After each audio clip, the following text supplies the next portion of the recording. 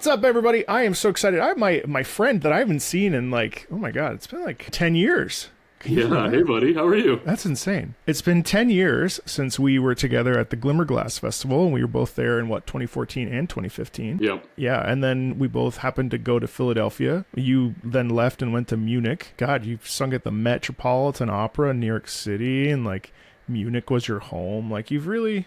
It's kind of insane how you've like done the whole thing. Yeah, I mean, I've like been lucky to be in the right place at the right time. But I will say about Glass, because I don't know if people who watch your channel have seen it before, but I heard Marco sing Macduff's aria from Macbeth, and it was literally the best I've ever heard it in my entire life to this day. It was so good. Oh, thanks, dude. Yeah. I mean, I don't really like advertise my singing quite as much as I probably should. It's like, it's like I have a complicated relationship with singing, and I mean, I still love it, but it's definitely taken a different form these days. That's for sure. Sometimes I sing on the channel for fun and stuff, but yeah, I'm glad I retired. Needless to say, like, I mean, if someone called me and was like, "Hey, can you sing on a soundtrack for a video game?" I would say, "Yeah, 1,000,000%." But if it was like, "Come do this thing live," I don't think. I think I'm done with that part of my life. But so I have you here because you really have basically zero experience with video games. You said before we filmed that you've watched your brother play, but otherwise you really have zero experience with video games or video game music, really. Yeah, no, nothing at all. What's your frame of reference? What I'm most familiar with is that talk radio station on Grand Theft Auto 2, because my brother played that for one straight summer and I watched it, so anything outside of that, I've literally never heard. All right, so we're going to educate you. I'm going to try to take you through a bunch of different genres and histories. Is there anything you don't like musically? No, I like everything. Sweet. Well, I think we should get started with a really awesome piece. This is from Super Street Fighter 2. It's Guile's theme. It's basically like an all-American anthem, kind of. Do you know who Guile is in Street Fighter? No. He's the blonde dude. All right, it's fine. I don't really know either. Perfect.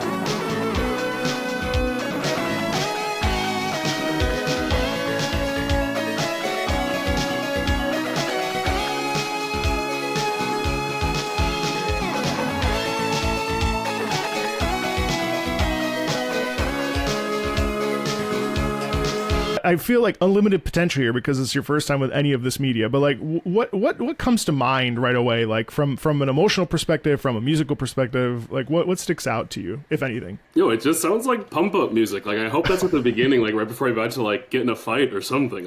I'm jazzed. Like that was pretty cool. It is shockingly motivating, isn't it? I mean, it really shouldn't be, and yet it really does lean into it, doesn't it? Do you remember like when you used to go to ice cream parlors as a kid, and they would have like one video like arcade machine in the back? Yeah, it was like choose your fighter. Like this is the music that I want in the background of that.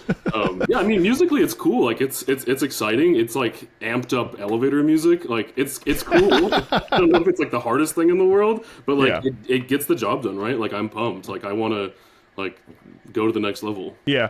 Well, there's something about it that's really inspiring and motivating. I think too, what's really fun about it is the fact that the melody really takes place in that like sort of guitar quality sound, and I like how it's almost a vocal track, but it's not, right? It's very much like a ballad, a electronic ballad. You know what I mean? And it really like sends home the idea of like, yes, I can rise above the difficulty and stuff. But that's really Street Fighter in general, isn't it? I mean, did you know that Street Fighter was a fighting game? Nope. Oh. Well, it's a fighting game. So the arcade game that you're referencing would be this game, probably. Oh, sweet. Okay. I love it. Oh my god, so pure. And this is just one character's theme too. And it's something that we'll listen to some more fighting game music later. But one of the really cool things about fighting games in general is that each character, each stage or level has its own unique music and its own theme. So like you can kind of place yourself either in the character's shoes or in the shoes of the level and like kind of imagine the whatever. Like this is Guile's an all-American guy, blonde hair, full of muscles and powerful, you know what I mean? He represents the US. How would you rate that as a first-time listener? Are you pleased with that? Yeah, no, that was awesome. That was cool. I would listen to it again. Okay, perfect. Raido Remastered, The Mystery of the Soulless Army is dropping on June 19th, and I couldn't be more excited. This is an action RPG spin-off of the Shin Megami Tensei franchise, and was originally a PS2 release back in 2006, and it's been now fully remastered with a ton of upgrades that actually make it feel fresh, not just your typical slapped on HD filter and called a day. We're talking rebuilt visuals, full voice acting for the main story, and expanded environments that are now fully in 3D, and the combat is completely overhauled. You can move the camera freely in battle now, summon 2 demons instead of 1, Raidou can jump, and your demons have improved AI to help you in battle. They've also packed in a bunch of quality of life stuff, a brand new UI, a detective journal that works as both a glossary and a tutorial, and yes, quick save. Thank God. And it's not just the main story. There are over 120 demons to recruit, and as you unravel the mystery, you have a bunch of side quests as well. Most importantly to me, however, we've got ourselves a big band jazz swing soundtrack by the master of so many genres, Shoji Meguro. This is a soundtrack I'm really eager to spend more time with a cool, calm, and effervescent sound that, based on what I've heard from the original, is absolutely going to be in my chill and work playlist. So if you're into stylish battles with an action RPG flair, which I personally am lately, demon collecting, and that classic Shin Megami Tensei flavor, with a fresh coat of paint, Raido Remastered should definitely be on your radar. Thanks to Sega and Atlas West for sponsoring this video, and now back to it. All right, we'll stay in the like 80s, 90s time frame. So this is the Mega Man 3 from the Nintendo. This is the title theme for Mega Man 3. So Mega Man 3 came out in 1990. Were you even born? I don't think you were born yet. Yeah, you weren't born yet. What year were you born? I was born in 91. 91, okay. We're not so far off. Yeah, no. 87. This is starting to feel it in my back. Okay. All right, so a side scroller is basically it's 2D. You know what 2D and 3D are, right? Yeah. So you're going from left to right essentially on the screen, or going backwards. And the purpose is to kill enemies with your, Mega Man is like, I don't even know the plot of Mega Man. Each stage has a boss at the end of it. Do you know what a boss is?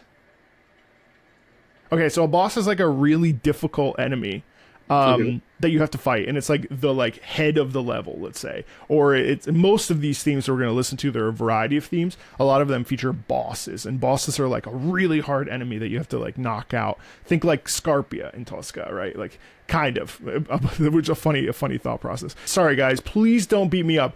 You know how hard it is to explain all the elements of a video game? All right, anyway, I'm nervous now. So this is Mega Man 3's main theme.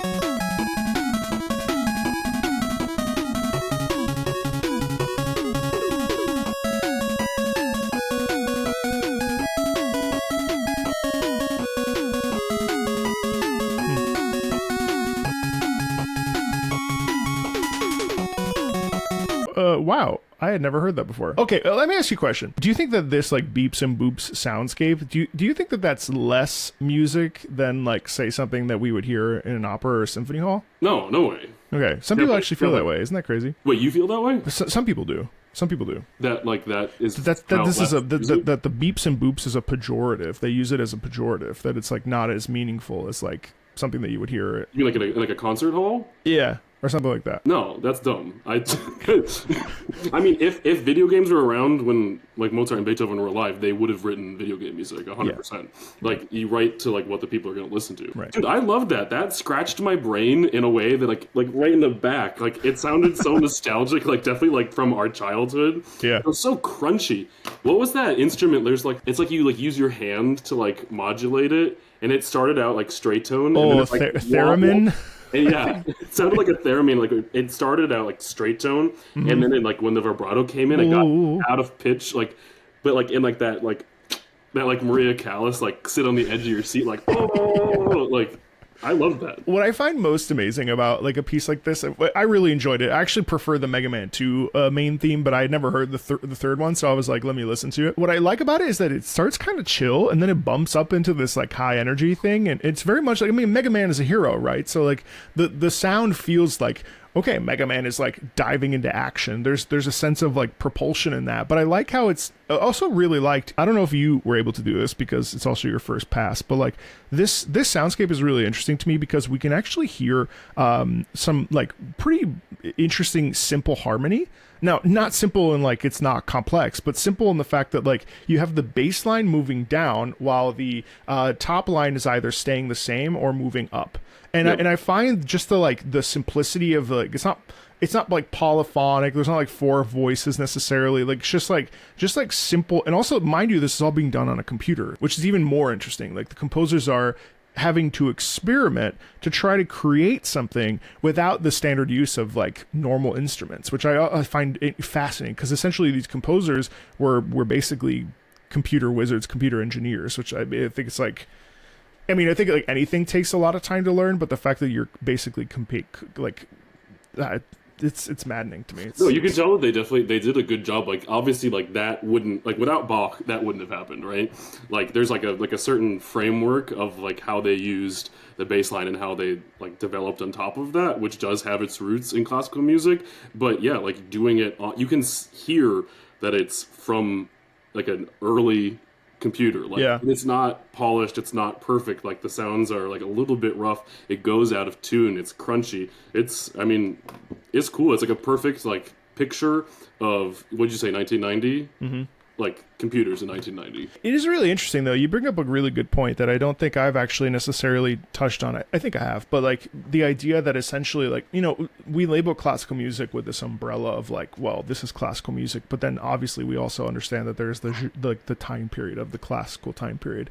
But in terms of Western music, I feel like we can't really forget that essentially like while we have a million different genres and styles today, if you really think about it, Bach and, you know, those sort of progenitors of classical music, those are the guys that we sort of follow even today when it comes to, you know, chord structure, chord, you know, 1-4-5. That stuff is all happening in Bach and Monteverdi and you know, Caccini and all these guys. It's so interesting to think about that. I've never really actually been like, or maybe I have, but I have when you worded it in a way that made more sense to me. It's like so interesting that like we really need Bach in order to produce. Well, here's some examples of classical music in the video game sphere, and things are not really like this anymore. But it's such an interesting perspective that you're right. Without Bach or any of those guys, like what even is there? You know what I mean? Like those guys had to exist in order for us to get to this point. Yeah, for sure. Some people may not even like classical music, but the roots of at least in terms of the Western soundscape, the root of it is from that time period, realistically. Yeah, I mean, also like I would love to talk to anybody who says they don't like classical music because like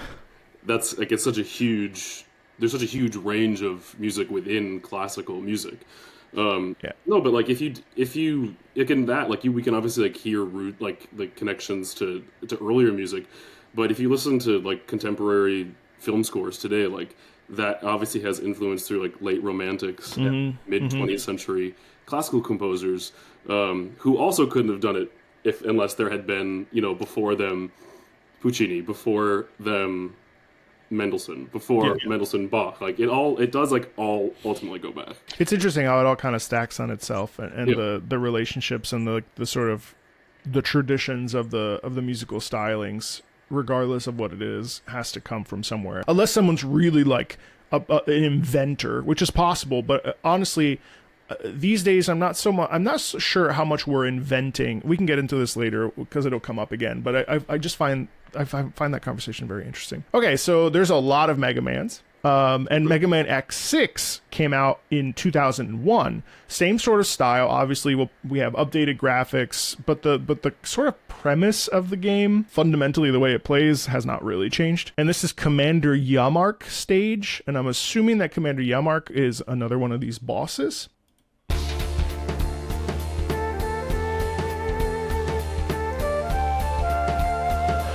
The flute.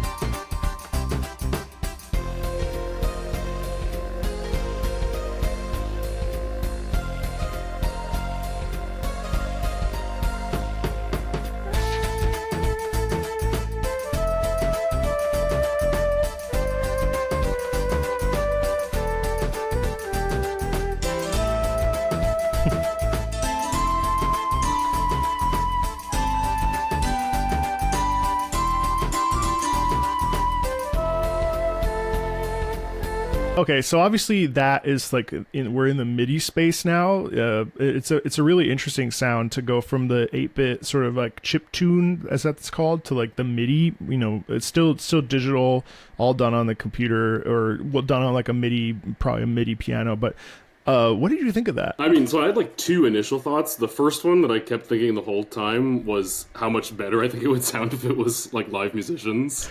Like, I think it was missing a little bit of like reality of real life in there. It's a cool piece.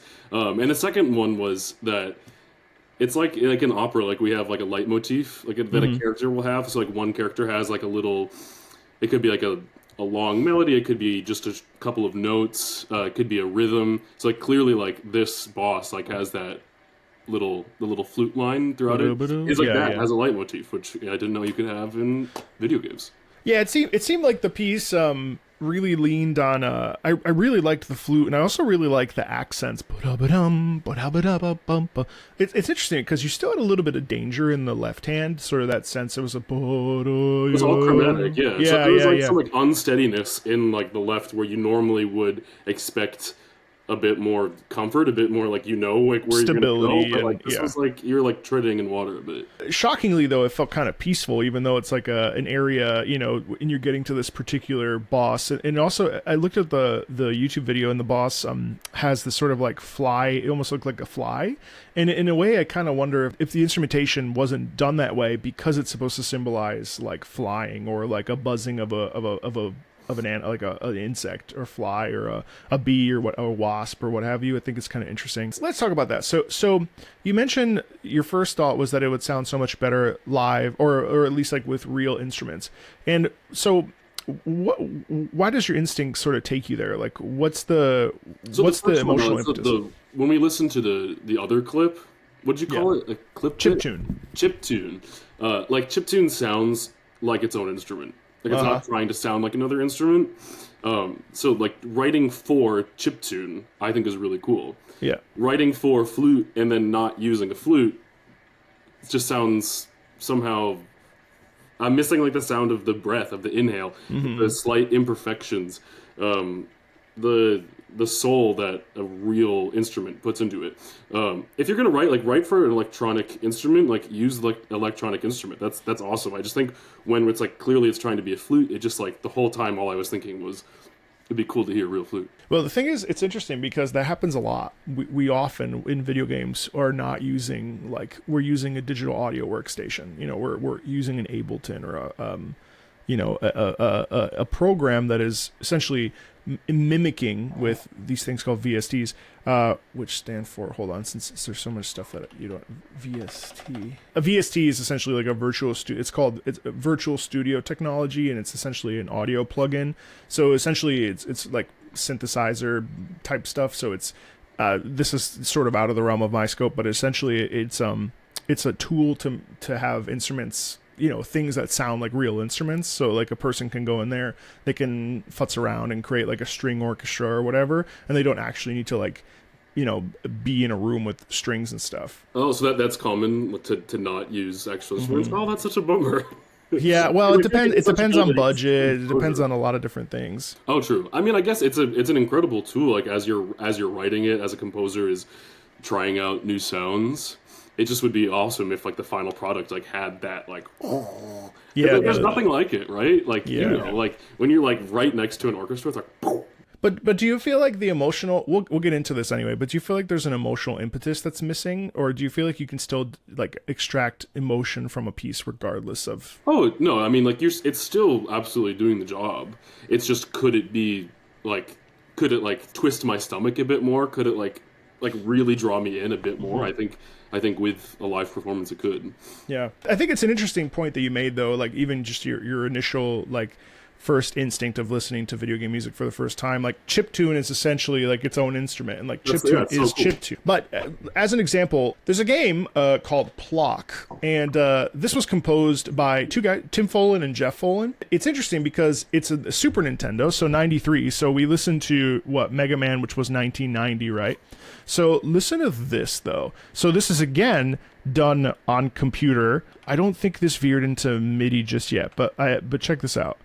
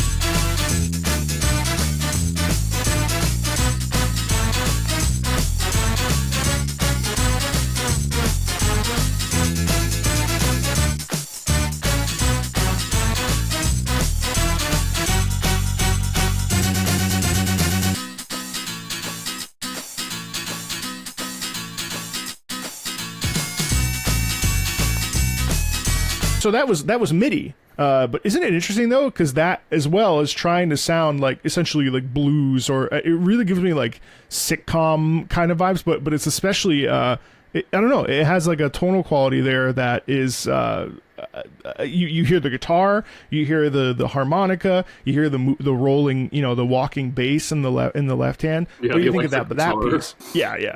I mean, like it's interesting. This piece had elements of both. Like the synth sounded so cool, but like how much do you just want to hear someone like wail at the harmonica, like just like slide into it, like be just like that, like 16th late, like just like have like that. So I mean, it's really cool, and it sounds like 1993. And obviously you need to have like this kind of experimentation with these instruments. The music is awesome. It's dope. I see what you mean, though. I just want a real harmonica. You just want it live, yeah. It's like someone just to crush it. But was there okay, a harpsichord in there? Like who was going? It definitely felt like it. It definitely felt like it. It was cool. Let's go backwards one more time, though. This is Pictionary. Okay, so this is 1990. Literally, they had a game based around... it's like basically a video board game around Pictionary, like the game. So this is by Tinfoil, and let's check out the difference.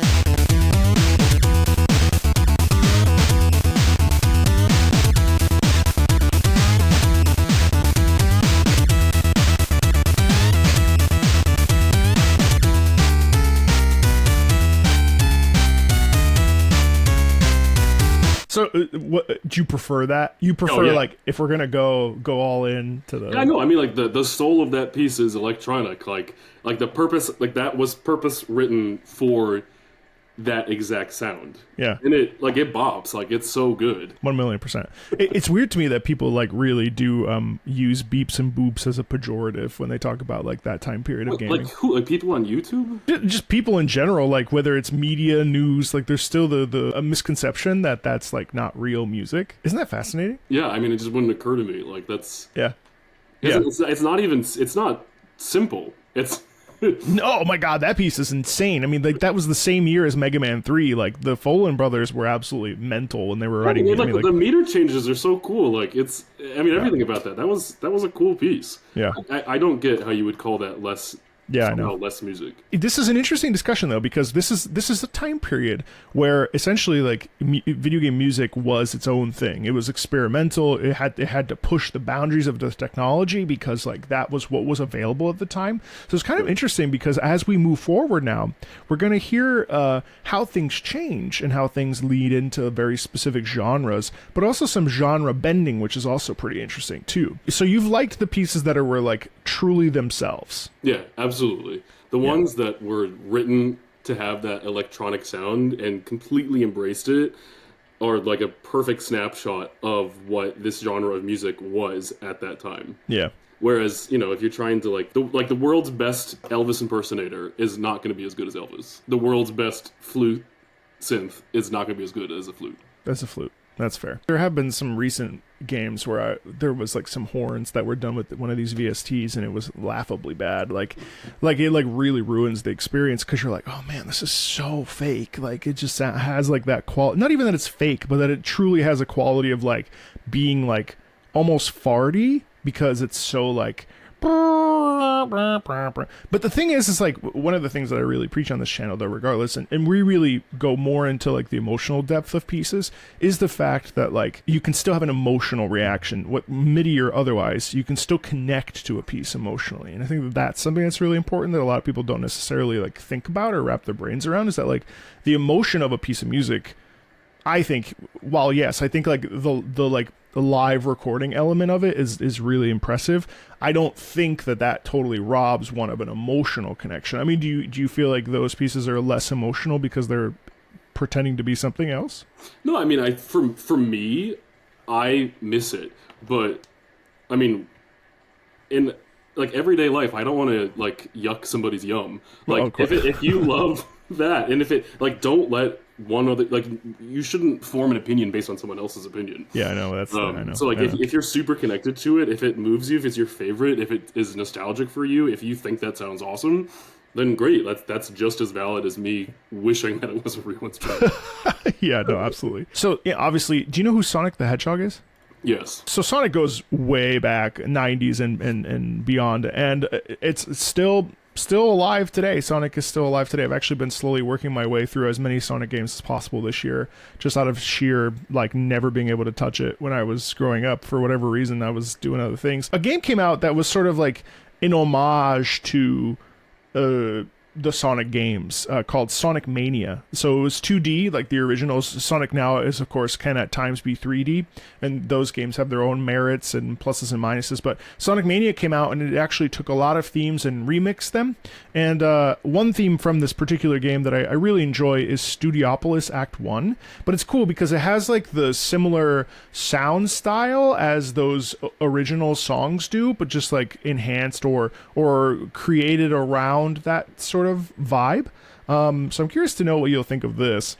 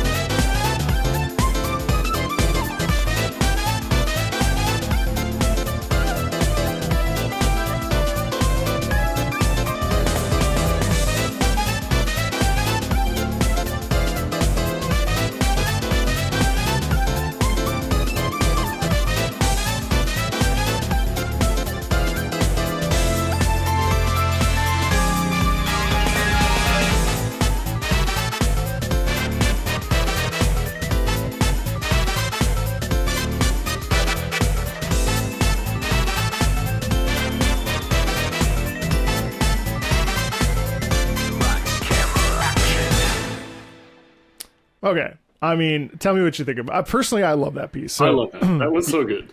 I mean, one, at first I thought it was the theme to Hey Arnold, you know, that cartoon from Nickelodeon. So I was like, yes. Yeah.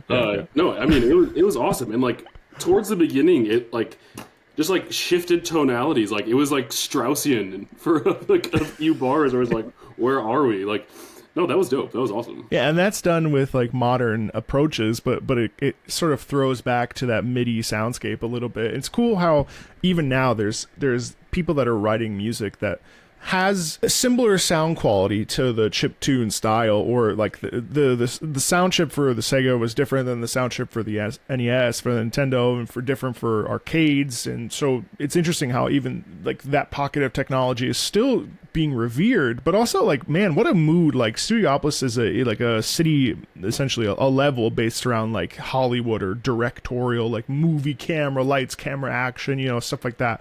And it really just hits like this.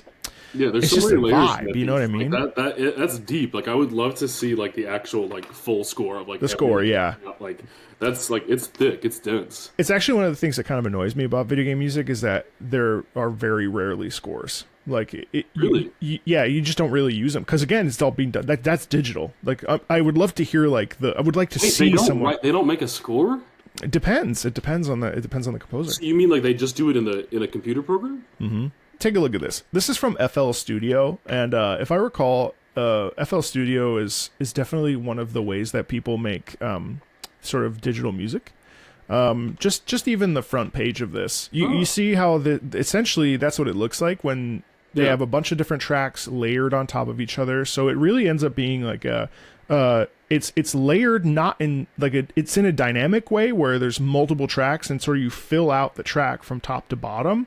Rather than what we're used to, which is like having notes on a page, and that's how I mean, don't get me wrong, there are plenty of composers, Austin Wintory, Christopher Tin, there's a bunch of composers that will, write down these things, because then they're also used for like orchestral arrangements and stuff, so like, you know, or a jazz band or whatever, so we have to have like tabs and scores, so like they do exist, but a lot of people are more or less rearranging tracks rather than necessarily the composers themselves, depending on the circumstances. It's kind of interesting. That's wild. I mean, like, I've seen that before, but it's like looking at a language that I don't speak. It's a totally different language. I mean, like, and then you probably, what you do is, you have a computer and a piano in front of you, and then you're playing out chords. Again, the VSTs are changing instruments. So then when you write other parts to go in at the same time, there's no way to see what you did. You'd have to go back and listen to it. I don't know. That's out of my scope. That would be a question for somebody. Next time you come on, I'll just have to have someone who does digital, creates, because we're definitely gonna have to have you back at this point, because there's just way too much music for me to like share it with you. That's impossible. It's fascinating. I mean, like, I literally had no idea that you could I'll have to get somebody that like works in a digital audio workstation that like can guide us both through it, because that's a realm I don't even necessarily know. But that's how most people sit down and they compose. You know what I mean? They're not sitting at the piano necessarily. Not everybody, of course. You know what I mean? Like, Christopher Tin just did the Turandot at WNO, Washington National Opera, and that, of course, like all his music, I mean, he's won Oscars for, he was one of the first people to win an Oscar for a video game soundtrack, and he won it for, I think it was Civ 5, or he was nominated for Civ 6, I can't remember fully, but like, so obviously, like, he's like sitting down at the piano, and like, because also his music tends to be orchestrated. Let's move into like the modern there's a lot to cover. I don't know that we'll be able to get through all of this. Actually, before we do that, I wanted to share with you, since you're a baritone, a very successful operatic baritone, hopefully someday you'll be able to sing this song, The Great Mighty Poo, from Conker's Bad Fur Day. Uh-oh. Those are MIDI farts, not real farts. There's your MIDI orchestra, though.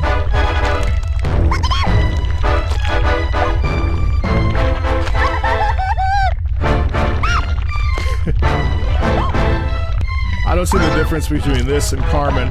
It's basically the same.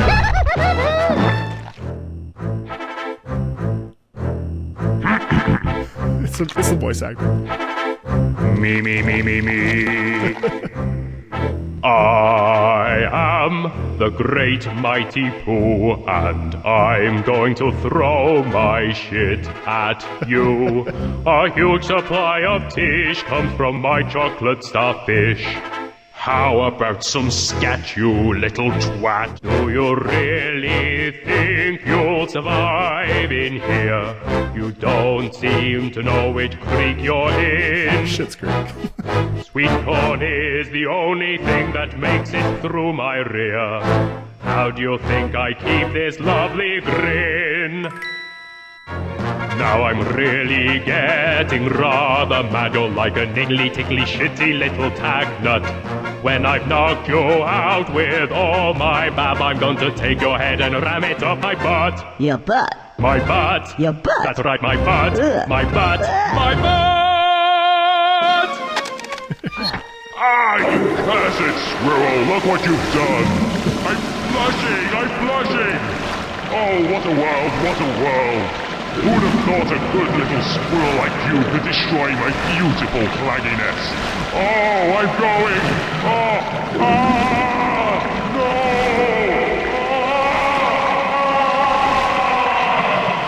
no! I mean, obviously it borders on pastiche, but I mean, what are we thinking? I mean, I'm speechless. I was not expecting that. Wow.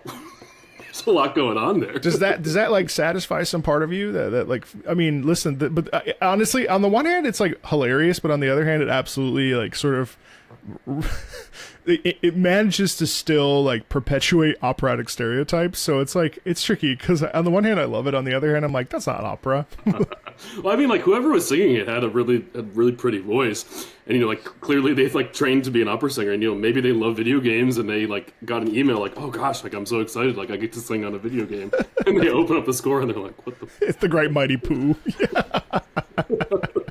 I mean, I think the best operas are the ones where you get to swear in them when you're like, fuck, Oh yeah, but I mean, like I've workshopped some contemporary operas that have like weirder stuff than that. Do you like that this is like a real thing? That is an actual video game? That it exists in a video game? I don't know if I have any feelings, positive or negative. It's news to me that it exists. I'm amazed that it exists. Oh, that's fair. All right, well, let's in a more serious direction. There's a game called Homeworld, and it features a really interesting intro sequence that we'll watch together. Well, let me ask you a question. Do you think that, okay, you and I have the same background. Do you think that not knowing the context for these pieces has made them less enjoyable for you? I don't think it's made it less enjoyable. I think, like with any music, the more you understand and appreciate the context, and as you grow with the context and as you grow with the story, you'll always appreciate it in new and different ways. Yeah. But I don't think it's better or worse. You know, the first time that you hear Beethoven 9 isn't worse than the 500th time you've heard it, Well, that's true. Yeah, I mean, I think it's really interesting because so much of this music is programmatic, and its purpose is to tell that story. And sometimes people are like, well, are you showing them the visuals? And it's like, well, no, because I really don't think that the visuals are required in order to necessarily connect to it. And I think with musicians, especially, like, not to sound like hoity-toity, I don't mean it this way for non-musicians, but musicians are more sensitive due to training, I think, and due just the sheer amount of music that they're around, that I don't necessarily think that they need context. I mean, I think like 1,000,000%, I think context will always improve. I mean, I'll never forget when I first heard Madama Butterfly, the Act 1 final duet, which obviously you and I have been a part of, and like it just hits on stage way harder than it does just listening to it. But I think like I'm not going to listen to it and be like, oh, that's not beautiful, because I don't know the context. You know what I mean? I think some people get very attached to the context because the context indicates to them how to connect with and feel and process that story. But I think that there is something beautiful that anybody can do, which is taking a step back and like, really listening to a piece and then going back and reapplying it. I think like listening to something, listening to it separately and then reapplying it to the context, I think will actually help the experience so much more. Yeah, I mean, also like as a classical musician, like we always train that like music is the thing that you're paying attention to, right? Like it's not a background, so that like if someone asks you to sing at their birthday party and they want you to be like in the background, like that we're not trained for that. Like we don't know how to do that. Like it's amazing people that can. Like I have the utmost respect, but like in the classical realm, I feel like we always like put blinders on and just focus on the music. So the context helps, but an opera in concert is awesome, and seeing an opera fully staged is awesome. Like it's the same with the video game music. Okay, cool. Just wanted to get your perspective on that as we move into watching something here. So this is cool. So this is a reimagining of Barber's Adagio for strings, but in a sci-fi setting. Okay. So we've heard the like funny pastiche version of, you know, the Great Mighty Poo. There's others that we don't have time. Like if we get a chance, I'd like to go back and take a look at Portal 2. Has this beautiful Ellen McLean is a voice actor for this character GLaDOS, but she also sings opera. And there's a song called Cara Mia Dio that I'd like to get back to if we can, but we just have so much. And since you really have like a completely blank slate, I really want to kind of expose you to as much as possible. So let's check out the intro to Homeworld Remastered here.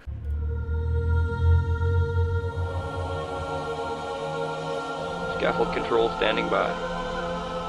All stations green. You're clear to approach. You got it.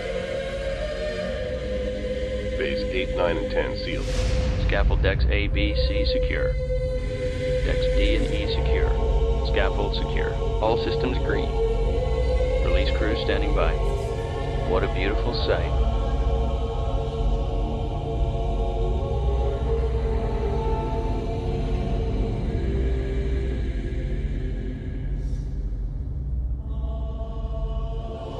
This is Fleet Command. Reporting Mothership relaunch status. Command online. Resourcing online. Construction online. Cryogenic subsections A through J online. K through S online. Scaffold control, stand by for alignment.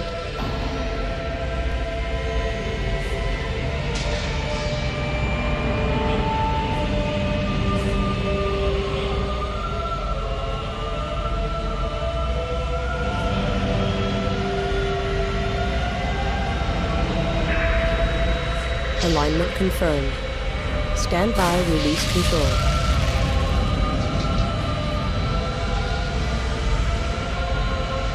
All caliper banks released.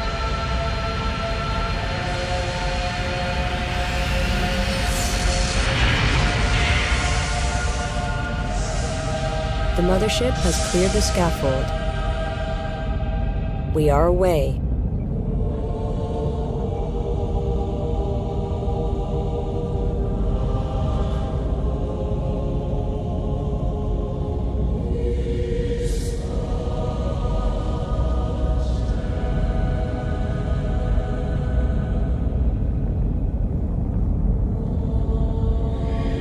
Stand by for command line testing.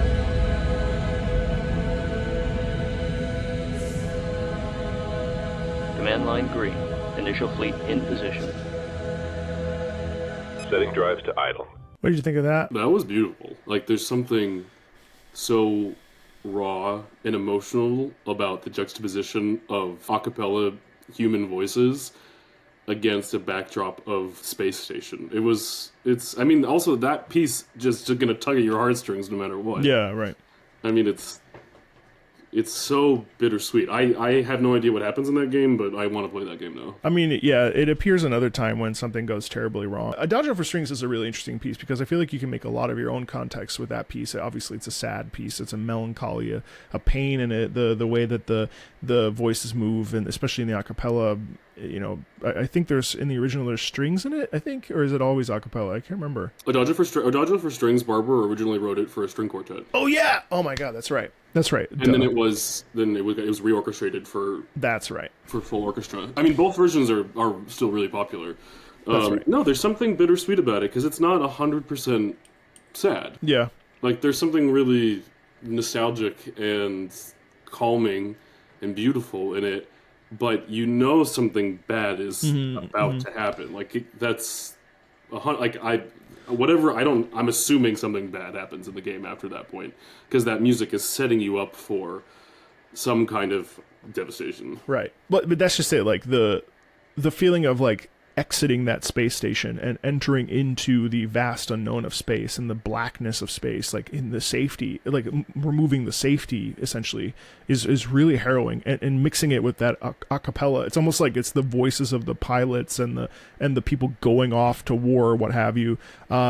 It's really interesting. People, I mean, there in the picture you just see the artificial machinery. You don't see any people. So hearing, like, juxtaposing it against that is really powerful. Have you ever seen Return of the King? Have you seen the Lord of the Rings movies? I fell asleep during one of them one time. Okay, never mind. I was about to say there's a moment in Return of the King where there's just like one single voice while this like very traumatic thing is occurring, and it's really powerful how the one voice, just the soprano, horses. Not to get like into an opera tangent, but like look at Act 3 of Tristan.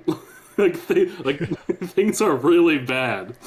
Things are really awful, and there's one solo tenor voice. It's a special moment. Yeah, it's incredible how voices can really do that. Well, okay, we got more. We got way too much. All right. So we just heard that. Now, what happens when we take that and invert it into a theme for a giant monster, which is what Monster Hunter is all about? And this particular theme is for a monster called Raging Brachydios, which you'll see a picture of on screen. But Raging Brachydios is terrifying, and you as a monster hunter literally are fighting these monsters to within an inch of your own life. You get 3 chances to beat them. You have about 50 to 60 minutes each monster, and if you die, you cart. It's called carting, where essentially you're literally on a cart. You go back to your home base, and then you go back out and try to take them on. These monsters can be massive. The stakes are really high, and this is the inversion of Adagio for Strings. If Adagio for Strings is melancholic and peaceful, this is pure chaos. So it's also very choral. So we've entered into the choral part of this video.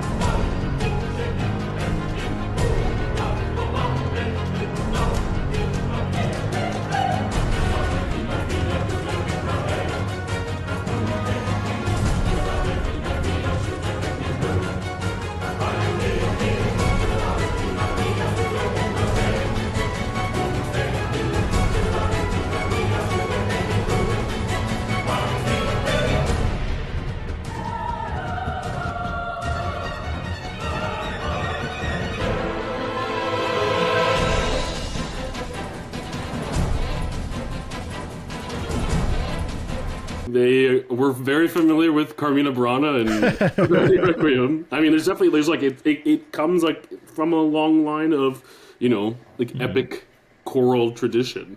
There was like 10 seconds that was like where the vocal lines were totally Carmina Burana. Yeah. And it had like the epic scale of some of the Verdi Requiem.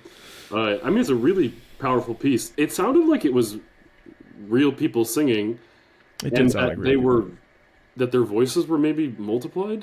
So there's like one soprano that like they played like the track like 4 times or so. It sounded like that, which I mean is a really cool feature. Using the technology to like enhance, or it's like adding 100 men to a battle or something. You know what I mean? In a war movie or something. Yeah, I'm curious about that as well. Actually, I never really thought about it. It's definitely real people. It definitely feels like it's a real orchestra, and I think for the most part, Monster Hunter's tradition is to use real instrumentation, and they have various. I mean, the series spans I think multiple decades at this point, at least 20 years, I think, which is crazy because the musical identity of it has changed. It also changes per game, and I think like that's also an interesting thing, that the continuity is really interesting that we don't really see in opera, because like we have our like sort of stock favorites that are played all the time, and then we have also the experimental or the modern compositions. But I mean, like, it's interesting how certain genres or series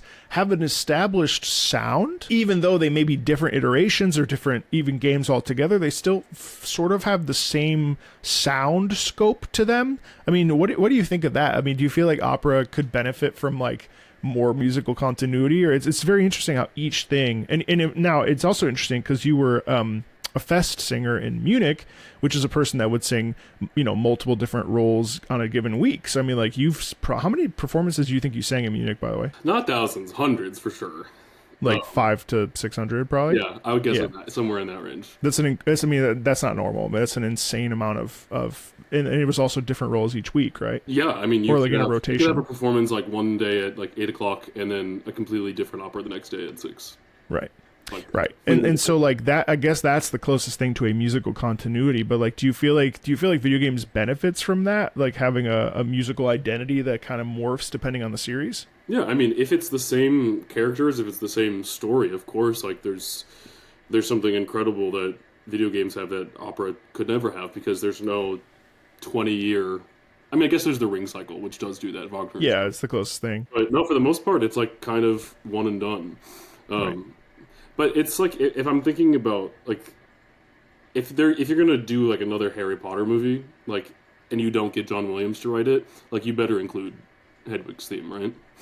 Like, there has to be like some kind of continuity. So you always want it to sound new, and you want it to sound different.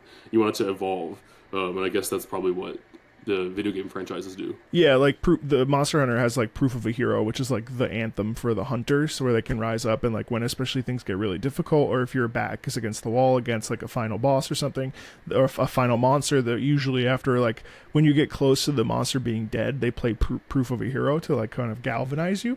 Yeah. And every iteration has a different version, or the Battlefield series has a different main theme, but it follows the same motivic pattern, like the same melody, but just it'll be iterated on.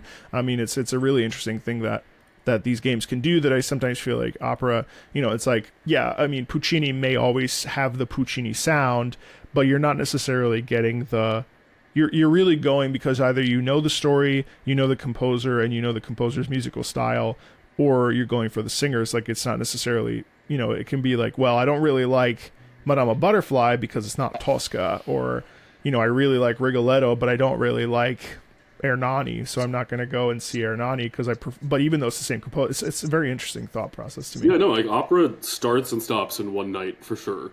Yeah, and like these franchises can exist forever. They can just exist, and that also I think perpetuates the fan base and perpetuates the sort of growing popularity around them and stuff. Whereas I feel like opera, like, it still sort of remains a niche.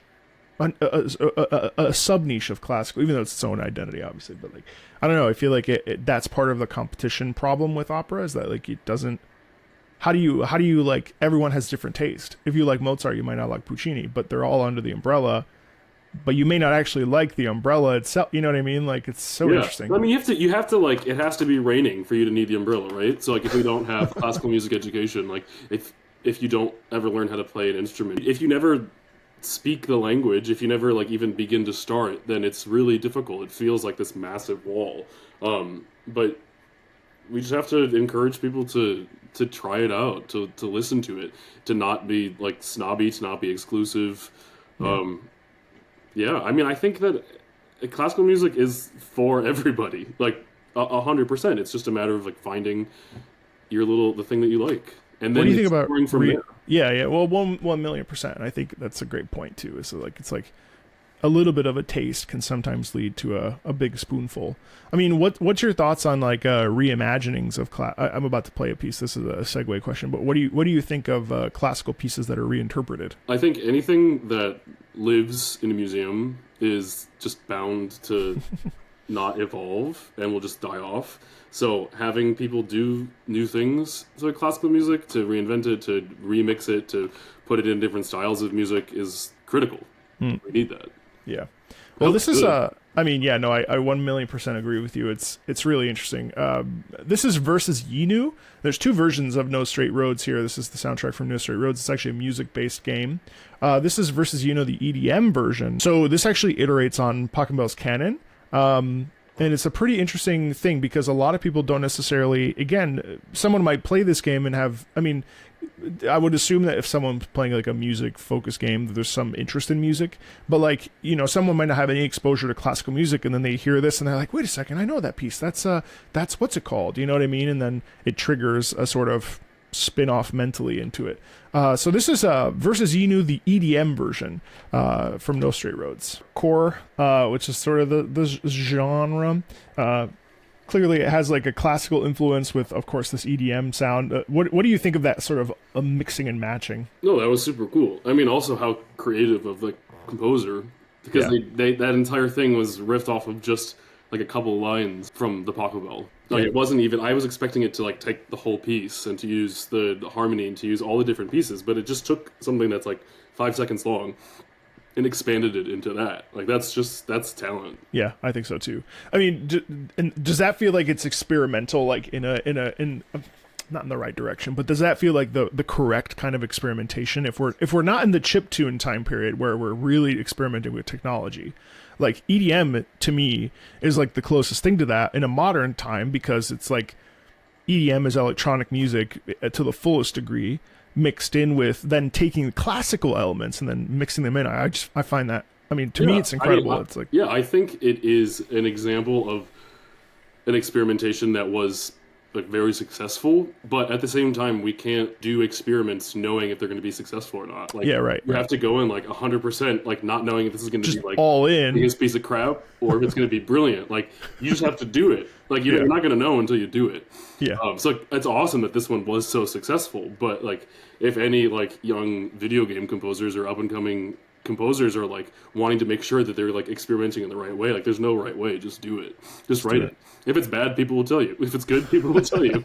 Yeah, they're not very shy about it, are they? All right, sweet. Well, in the same vein, so I want to move this a little bit into, we're going to stay in the EDM land, but I want to dive in a little bit. So mobile games, of all things, have also sort of started to really, really, really lean into just incredible soundtrack creation. And I have 3 examples, 2 that are kind of, one's hardcore, one's EDM, and then one is classical of all things. This is from a rhythm game. You know Guitar Hero? Yeah. Well, there's the whole like genre of rhythm games that essentially like, so this is a game called Archaea, and Archaea features, actually, honestly, I just started my listening to this style of music, but Archaea is a well, I'm just gonna play it for you. I don't even say anything. Again, you would play this on a phone or an iPad or a tablet.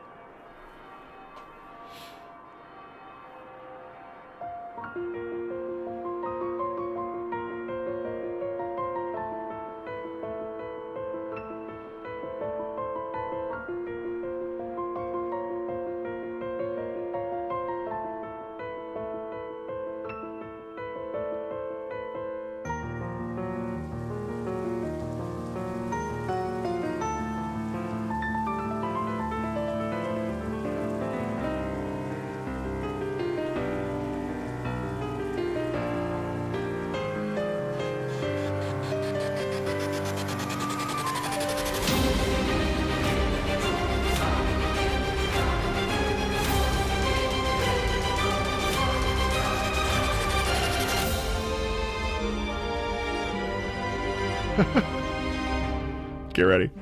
It's coming.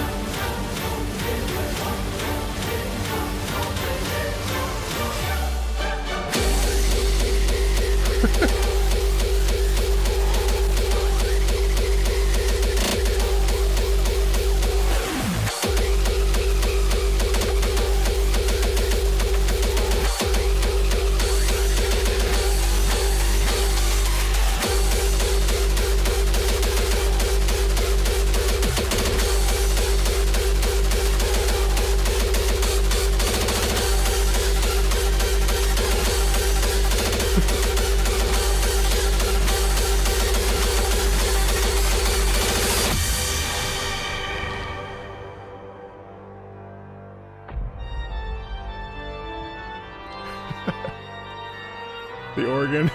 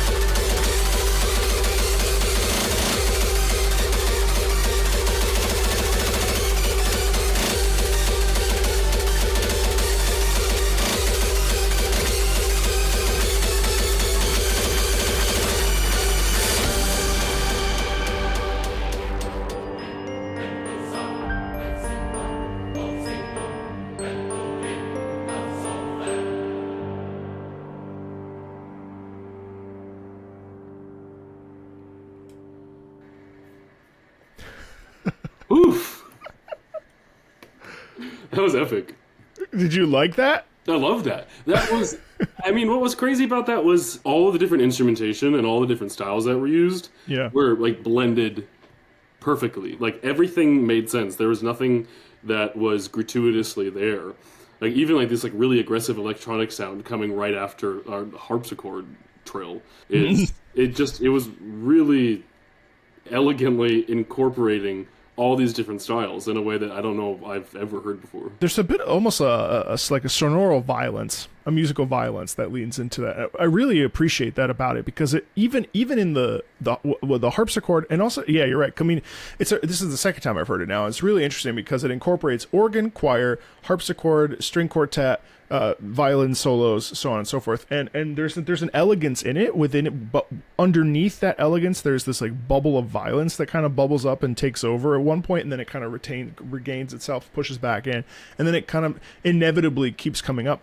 And what I find really interesting about the piece is that even the harpsichord sections, which also like harpsichord we need to bring it back, like full stop, because like I want like some like rap over harpsichord. Like I want someone to just be audacious enough to like just, there's something about the harpsichord. So anyway, all that to say, like even the harpsichord has a violence to it that is equal to the violence of the sort of heart pounding.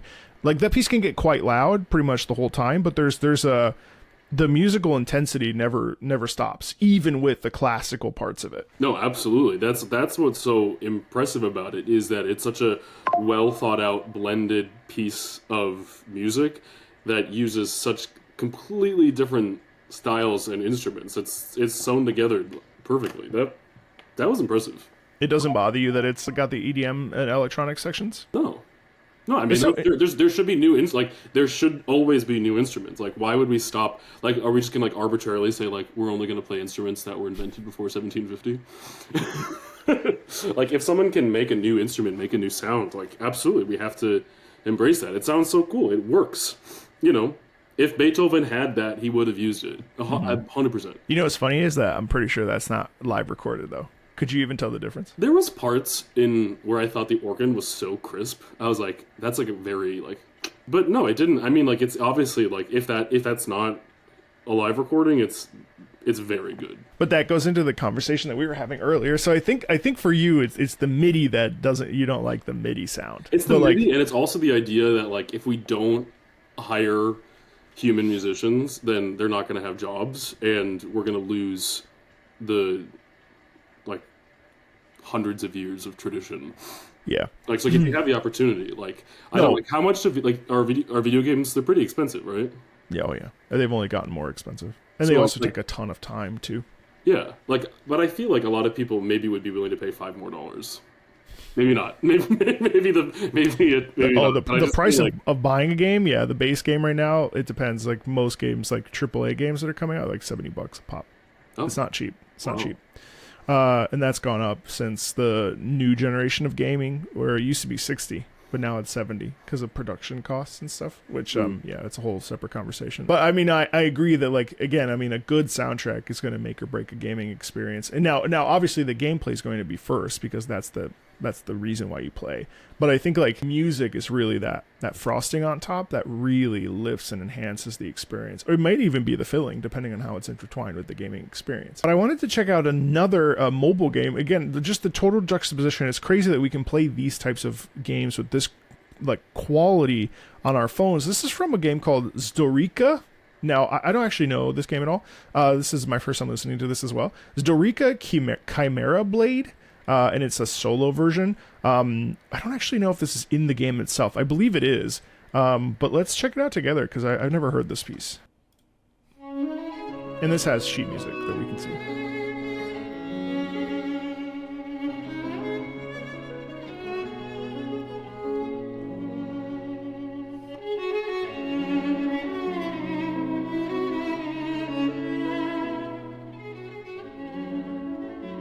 Jeez.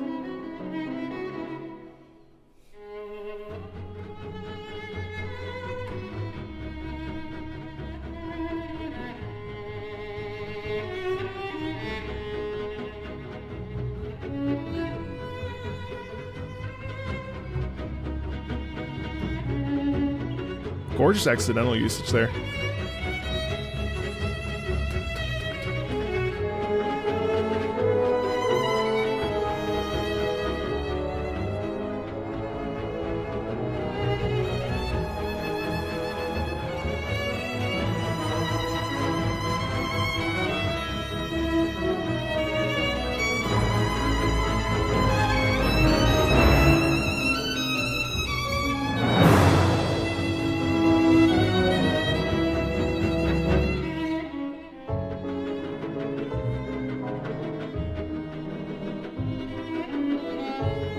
Whoa.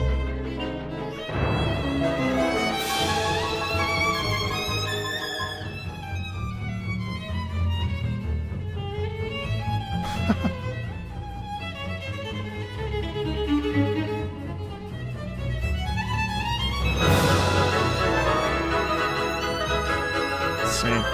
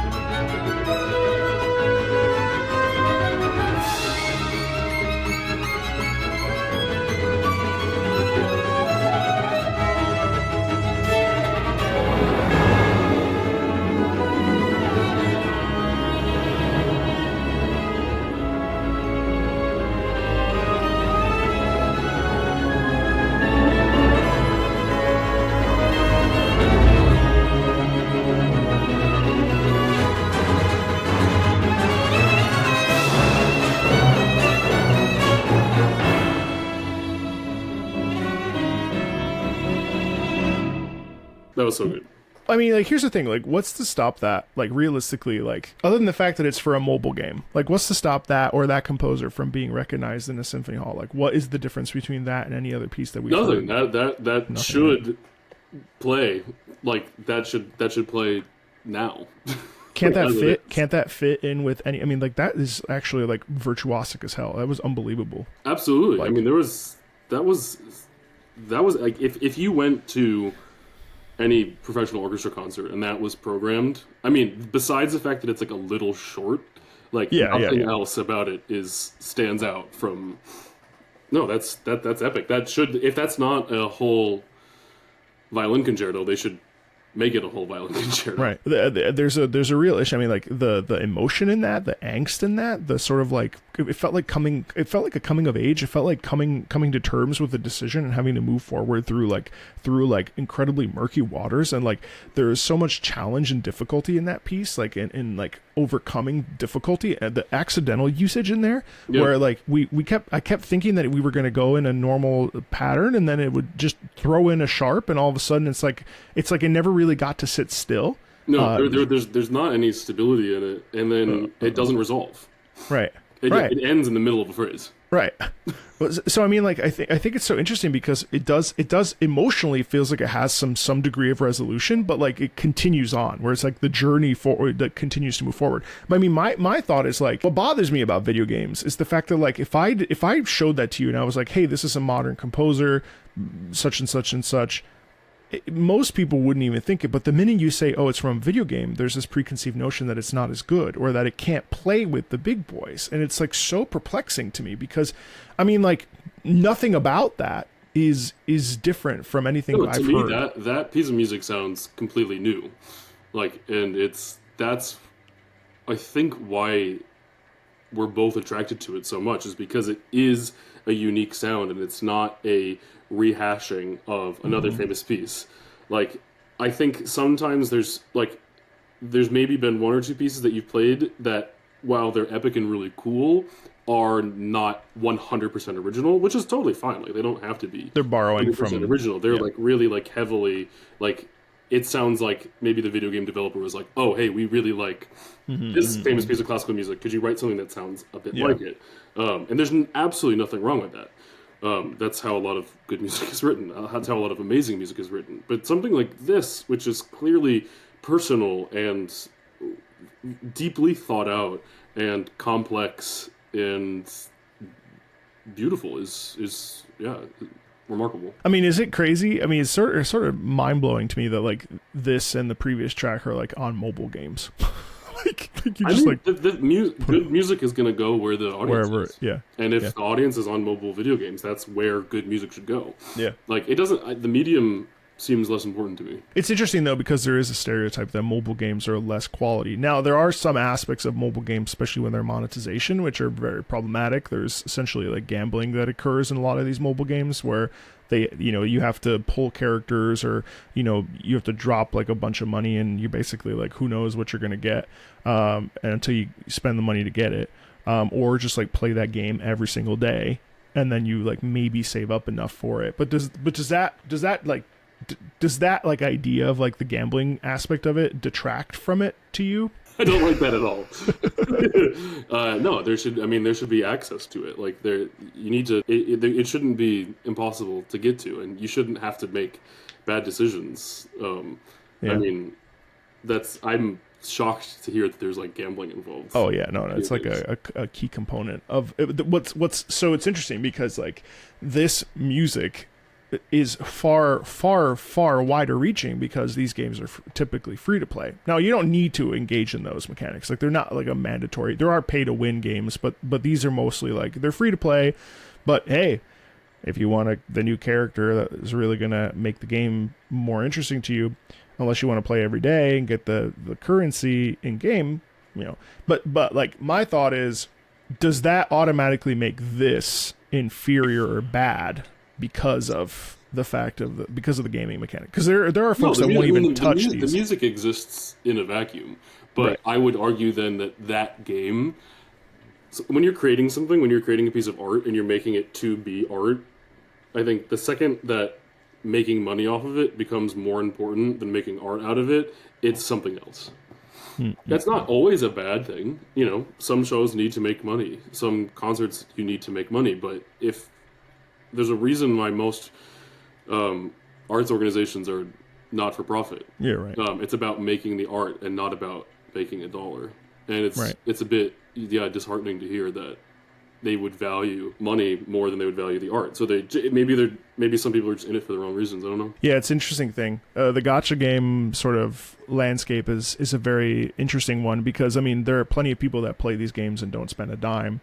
But the people that do, the whales, either they can afford it or worse, they can't afford it. And then they're ending up in a cycle of, gambling and addiction. It's a very problematic.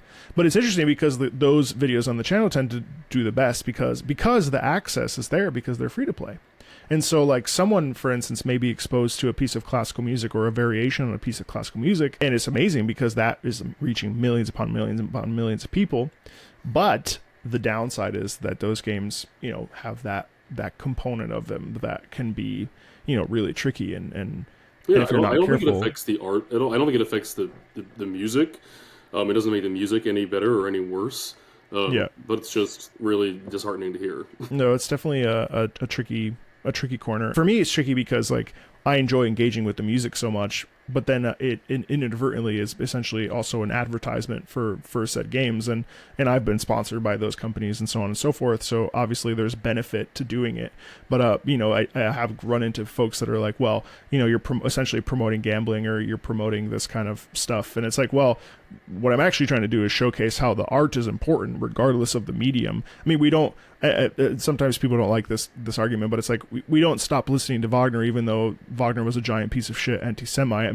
Some will choose to, which is totally within their right, but like Wagner's music still is able to, and maybe the comparison, the gacha games and Wagner is not necessarily the same, but like, it's the same. We don't stop listening to James Levine just because of all the things that James Levine did. He's still one of the best conductors ever to ever live. It's a very complicated, you know what I mean? It's like, where's the line, and one has to, I think, make those lines for themselves.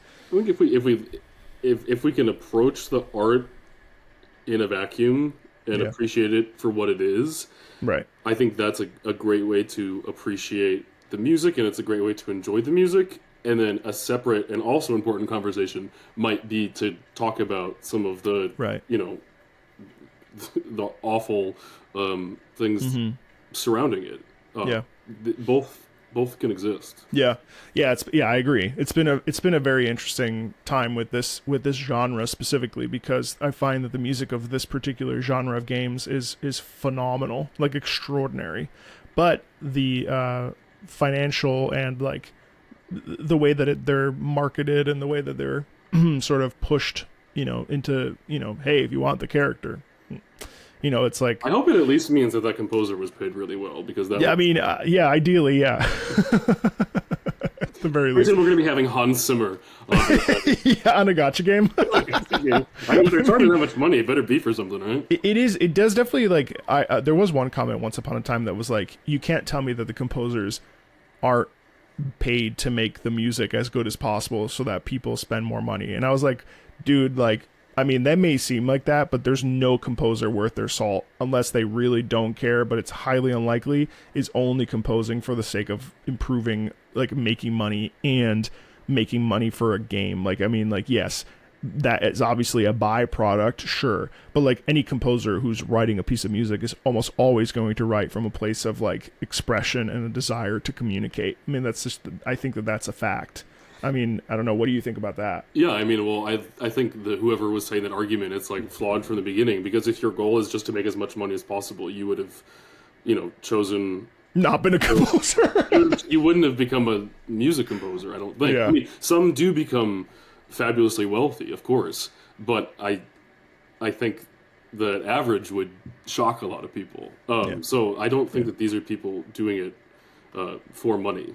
Like, of course there's a transaction and you have to be paid what you're worth, but I don't think they're writing music so that people spend. We've covered a wide gamut and there's still more to go, but I figured, it was worth it to at least draw your attention to some of these mobile games, because the music really is phenomenal, and it actually continually shocks me how good music from mobile games really is. And you're right, your original point is like the music is going to go where the people are. It's a totally fair assessment, and it's a really interesting one. It's a really interesting one. Let's keep this party going. What do you think a playing games music would sound like? If you were to listen to the music from a video game based on fighter pilots, like modern day fighter, what kind of sound would that produce, do you think? I got no idea. Okay. Well, this is Archange from Ace Combat 7. You're essentially Pilot Jesus in Ace Combat, and it's truly one of my favorite pieces, and I'm curious to hear what you'll think of it.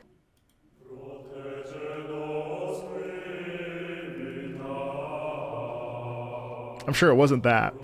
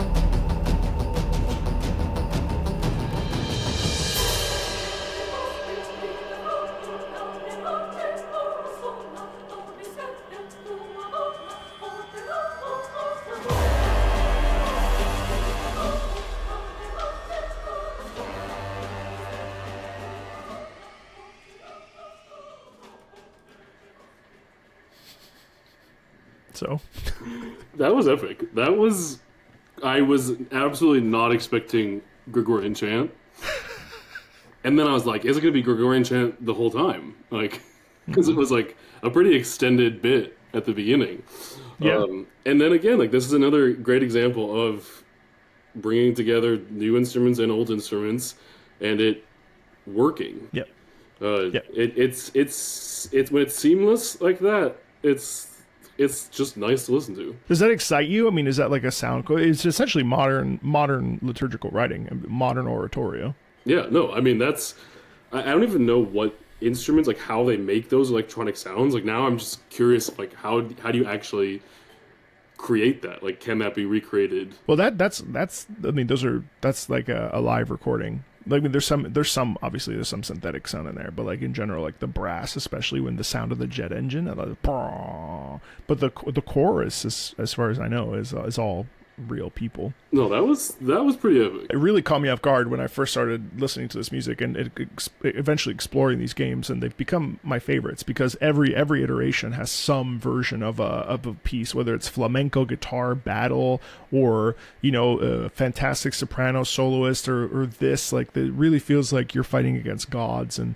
in this case it's a boss fight with this like sort of super soldier, super pilot, and you're the only one who can take him on, and there's a sense of like grandiosity in that sound that feels very, very, very religious, and most of the 4, 5, and 0 in their own ways feature sounds like this. I mean, Ace Combat 4 features a Megalith Agnus Dei, which is literally Agnus Dei.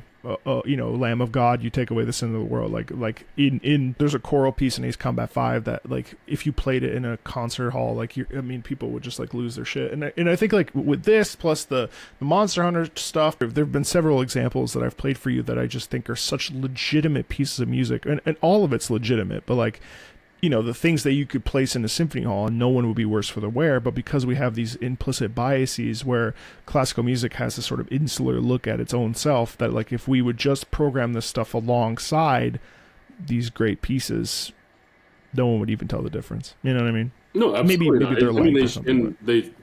They should be programmed.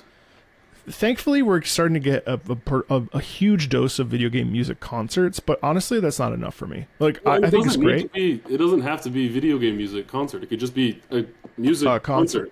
And like, who cares where it came from? Like, we perform music that was written in 1700 for, church services. We don't say it's a church service music mass or a church service music concert. We just say it's a concert. Like, we don't have to label it.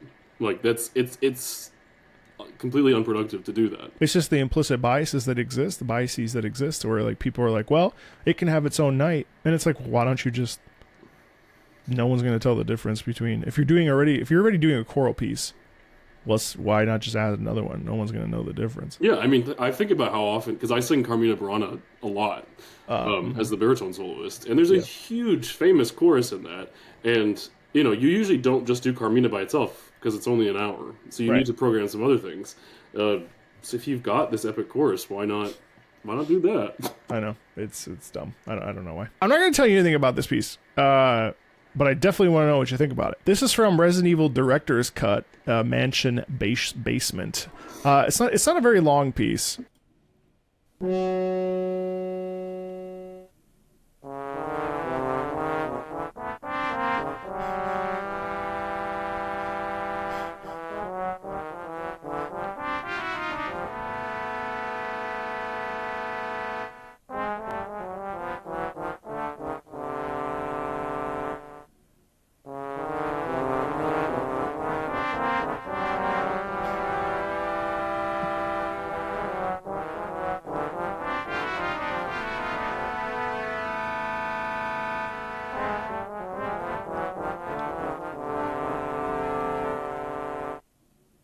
I mean, if the sound wasn't so, like, grating and you used real instruments, it sounds like Penderecki.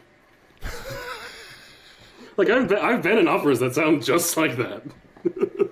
I mean, well, I played it because this is one of the Go ahead. No, when I listen to music like that, I hear music like that, I think that the composer probably had some like beautiful mathematic formula that they really wanted to get on the page, and there's something in it. That was interesting though with the MIDI. You're being incredibly nice. I mean, that's definitely one of the worst pieces of video game music ever written. It's like, on the one hand, if it could actually be very effective for like, Resident Evil, it's about zombies and what have you. Like, in theory, it could be terrifying, but it certainly isn't. I mean, do that with like 12 clarinets. Like, that could be spooky as hell. But you're right. We have individually heard and or sung in pieces that actually end up sounding like this, and someone genuinely wrote them to sound like that, and they usually are shit. It's like, they usually are shit. Let's be real. I don't know how the landscape has improved. Has the landscape improved in the classical contemporary world, like with modern music, or is it still sort of like... There's some amazing contemporary music being written, and there's some stuff being written that is not as good, but again, like, you just got to keep writing it. Like, we got to keep doing it. Like, you find out afterwards, like, have a postmortem and be like, oh, okay, that was a terrible opera that we should never do again. But you don't know until you do it. Take risks. People, like, it's fun to go to an opera that doesn't go well. Like, if it's just kind of a weird opera that's like, oh, interesting. Like, remember, like, oh, I was there 10 years ago at the premiere of this opera. Yeah. And I've been in world premiere operas there at the time. There's like a debate, like people argue over if it was good or not, and that's amazing. Like, how often are we doing that? Yeah, no, for sure. And I mean, after all, that was what people were doing with the operas that we sing the most. You know what I mean? Yeah, people absolutely. were in there, and you just gotta. It's like when we sing, like, or when I sing, like, embrace. So when I'm practicing or learning a role, you just have to embrace it sounding bad. Like, being bad is a very long and very important part of becoming good at something. Mm-hmm. Like, you just got to be really bad at it for a long time. I mean, that is like a truly like a very not good theme. But at the same time, like, there are aspects of it. It's like, okay, well, why is it bad? Or like, what about this is it's just not working? Or like, I remember I was doing a piece and my throat was like ragged, and I was like, why is my throat so ragged? Oh, because there's a shit ton of leaps, and those are really difficult on the muscles, right? Or like, because then we did that, and then we went to La Boheme, and it was like, it's like, oh wow, okay, I guess this is what legato singing is like. Like, this is what like a smooth line feels like on my chords, whereas like screaming B flats out of seemingly nowhere. No wonder my throat feels like it's glass. It's like okay. One genre that we actually haven't listened to at all is rock. This is from a game called Guilty Gear Strive, and I'm actually intrigued to hear what you'll think. I also have never heard this piece before. It's called The Roar of the Spark. It's Kai's theme from Guilty Gear Strive. Again, so like these are character themes.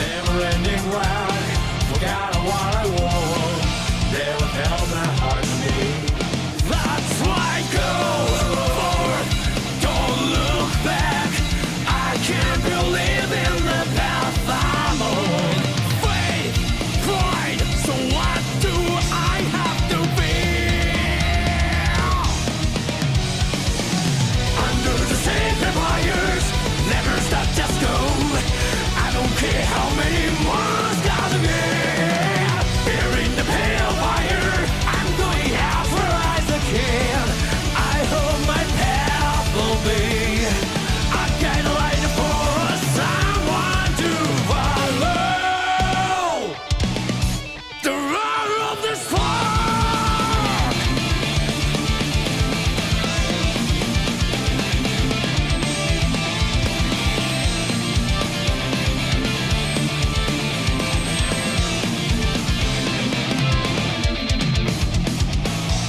thunder burns my eyes. What a strange descent. Sound becomes heart again. Never ending wide. Forgot what I want. Is this Arcadia? I don't know what's right for the world. Oh, I may have lost my way. There's no reason to doubt it now. So what do I have to feel? Under the sacred wires, never stop, just go. I don't care how many more stars again. We're in the pale fire. I'm doing as well as I can. I hope my path will be. I got a light for a someone to follow. Terror of the spark.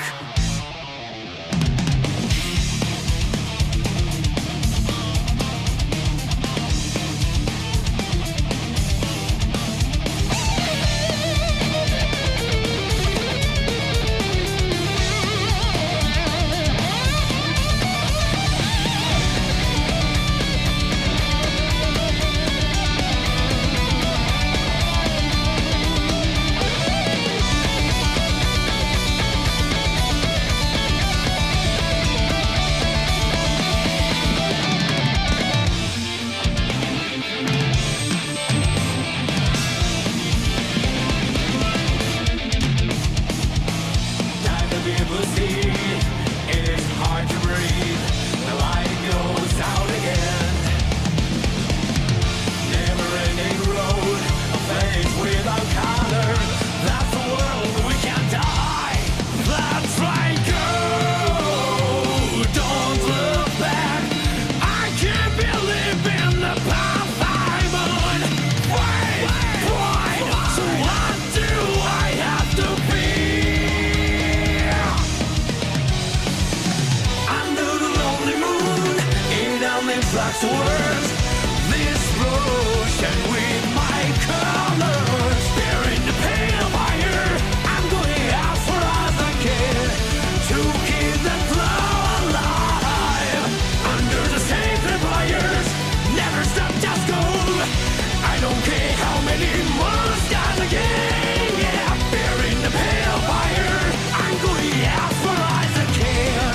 It will be endless, and it's never end. Hoping to build the world with all kinds of light.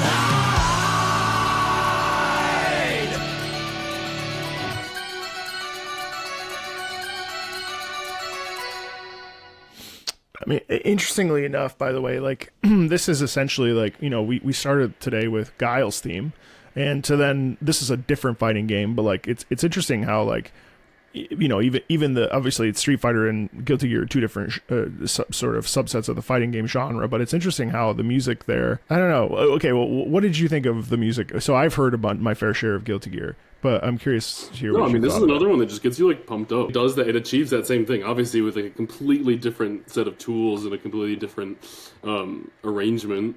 But it achieves the same thing as that first one. What do you think this character is about? Like, since they are character themes, like what can we extrapolate from the character based off of like the limited, like the lyrics is interesting. The lyrics kind of like don't necessarily make sense. Like trying to wrap your brain around the lyrics. The lyrics is like, are like if you put Goethe through Google Translate. Like, there's a lot of like really specific imagery. Yeah. But it's like, how does it connect to a character? Like the syntax isn't like quite like 100% like matching. Yeah. What does that character feel like to you? Like, this is a guy who like feels that he has a duty or responsibility to go someplace or achieve something that no one else has done. Yeah. And like the music is clearly taking inspiration from the text, because it's just like, okay, well then like get up and like fucking do it, like let's go. Yeah, to me it felt like a true, like a, you know how they have like chaotic good or chaotic neutral or chaotic evil or whatever. This really felt like a truly good character. Like it felt like a character that was really hell-bent on on like seeing like achieving something and doing so like with gumption and with tenacity and with like a forward momentum, not letting anything get in the way, and also like ultimately like really for the sake of doing something good, which I found really interesting, because there are many elements of that clearly like there's a sense of like direction or like a commitment, and I feel like that with the electric guitar, especially in the forward momentum of the drums and stuff, but also the chorus, a pale blue fire.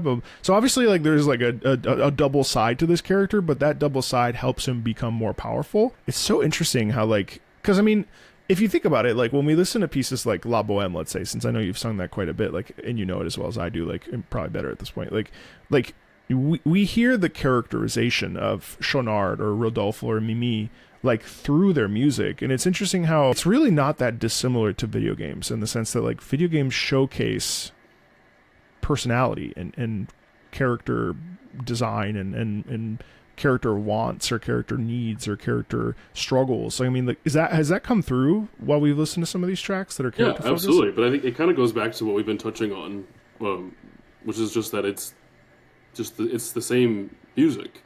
It's just a different outlet. It's a different platform. I have one more song for you, but before we get to it, you know, how is this?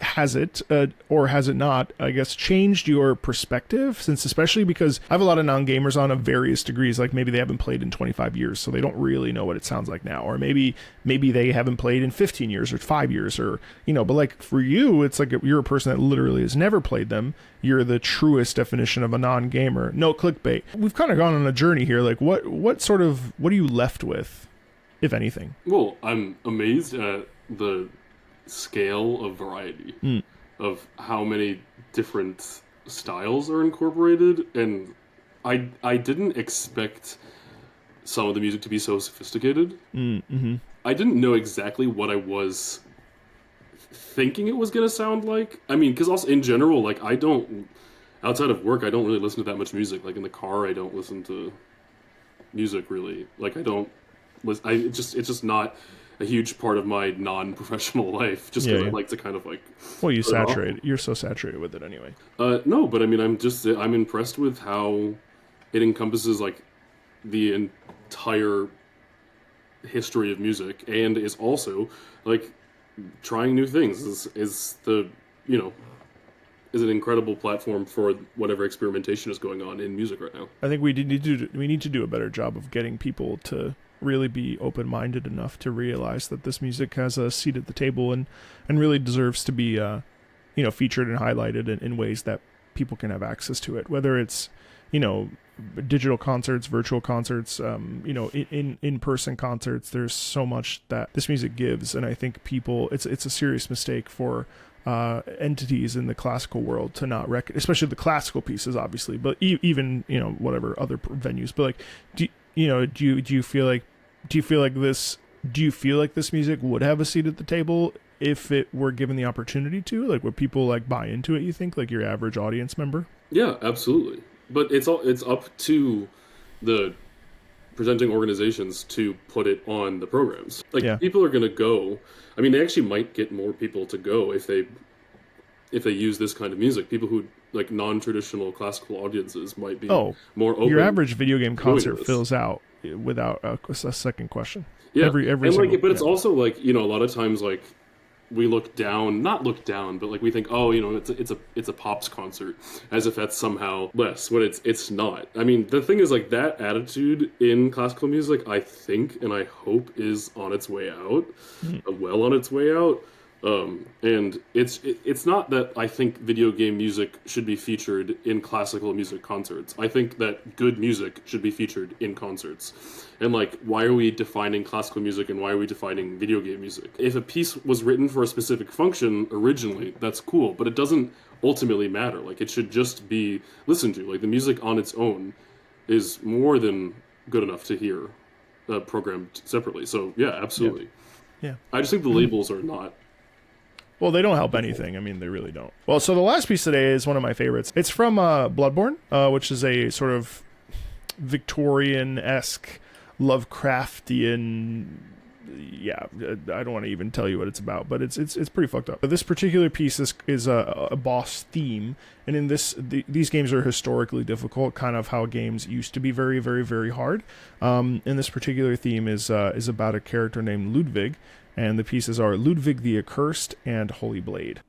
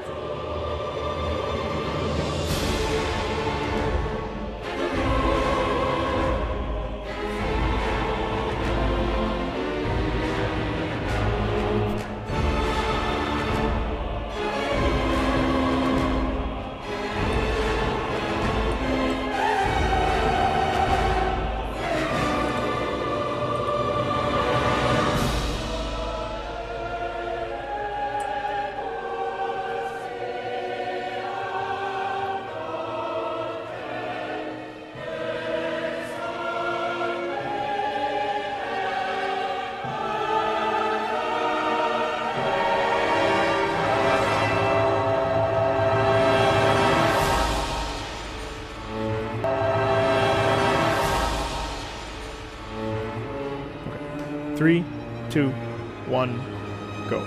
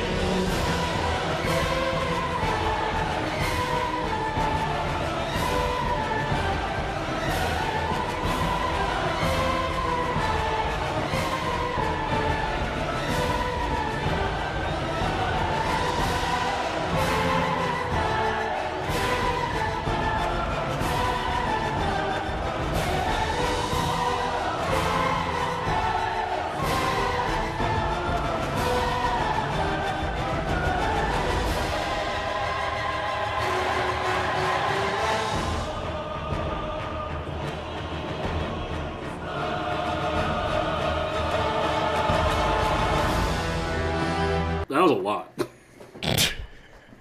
Like good a lot. Really, really good. It sounded like an opera, honestly. Yeah. Like that sounded like an opera. Yeah. What's so cool about this is that like it's extended. Like in classical music, sometimes we don't get like these like huge like extended, like loud, forceful parts. Like they last for like 30 seconds and then that's it. Oh my God! It's like Nozze Act 2 at the Act 2 finale. Redimi, Marcellina, Marcelli, and it's over. And it's like, bro, just like fucking repeat it a couple times. just like expand on it. Yeah, I mean, like what really sticks out to you there that most predominantly, like what appeals to you about it the most, like, or the grandeur of it is operatic. Like that's like a grand opera score. Yeah. Like that could be. I could imagine that being staged. And they were singing. Like, did you hear the guys? Like the guys in the chorus sang it wide open. Oh, like, there was no covering. There's no turning. It was just like throats open, just like blasting. Yeah. I mean, that's exciting. Like it was like nothing was held back. Yeah. Well, we talked about earlier with the Archaea theme. We talked about musical violence, and I think like that. Well, essentially in this particular piece, Ludwig is supposed to be saving the Yarnum, and it turns out that we're saving whatever the world, let's call it. He succumbs to this sickness of the old blood, and essentially he becomes infected with this bloodlust, and the savior becomes this villain, and he turns into a horseman. Deformed, dilapidated, totally broken, and then we as characters have to put him down, put him out of his misery, and it's I mean, you hear the transformation there, and you hear the viciousness in that music, which I think is really, I mean, in context, it's one of those things where you're so busy fighting for your life that you may not even pay attention to the music, but it's visceral and it's very next level. I've actually never heard an opera that had something quite like this in terms of its severity. Maybe the closest thing is like a Salome, where there's real, like, or an Electra, where, by Strauss. Or there's like, if you think of like Act 2 of Valkyrie, like when the Valkyries are but like it's not common. No, it really isn't. And I think the visceral rawness of it is really what I think, that this piece has like 11 million like views, and it's like, again, I mean, if you like this, chances are you'd like classical music, but it's just finding something that fits within that is classical music, though. Like that's classical music. That is classical music. Why do you need to go to hear it anywhere else? You clearly already like it. You know what I mean? Yeah. Was there a piece that stood out to you in our time together today? The violin solo. The Storica of all things. Yeah. Yeah, that was remarkable. Gotcha bad music. That was good. a stunning piece of music. It really was. I'd never heard that before either. It was really exceptional. Yeah, well, I mean, thanks so much, Sean. Thanks for coming on. Thanks for hanging out with me. We'll definitely, I think we're going to have you back, man, because, I mean, like, there's just too much. You're too spring chicken-y about video game music. We need to... I mean, I've never heard any of it, so, I mean, it was cool for me to hear it. So much. I mean, 40-plus years of history. It's actually incredible how dense the musical history is of video games. Like, the amount of content that has been produced for this medium... When thinking of, like, however many hundreds of years classical music has been around as an example is shocking. Yep. So thanks a ton. Really appreciate it. Thank you for watching this. Feel free to check out Sean's details below in the About section if you want to go see one of his shows. He's ever present in the opera world, becoming famouser and famouser by the day. Thanks a ton, everybody. We'll see you later. Bye.